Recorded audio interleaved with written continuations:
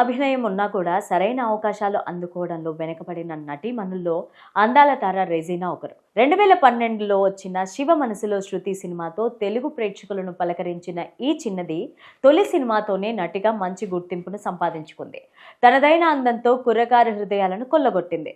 ఆ తర్వాత పలు సినిమాల్లో నటించే అవకాశం అందుకున్నా ఆశించిన స్థాయిలో మాత్రం విజయాన్ని అందుకోలేకపోయిందనే చెప్పాలి.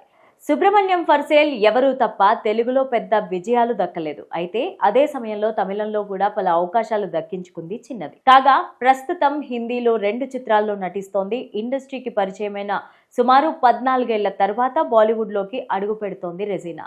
ఈ సందర్భంగా తాజాగా ఓ ఇంగ్లీష్ మీడియాకి ఇచ్చిన ఇంటర్వ్యూలో పలు ఆసక్తికర విషయాలను పంచుకుంది. భాష కారణంగా తాను బాలీవుడ్లో పలు చిత్రాలు వదులుకోవాల్సి వచ్చిందని తెలిపారు. ఈ సందర్భంగా రెజీనా మాట్లాడుతూ 9 సంవత్సరాల వయసు నుంచి నటించడం ప్రారంభించారని, 25 ఏళ్లుగా ఎన్నో సినిమాలు ప్రకటనలో నటించానని, అందుకే తనకు ఇండస్ట్రీ మీద అవగాహన ఉందని చెప్పుకొచ్చింది.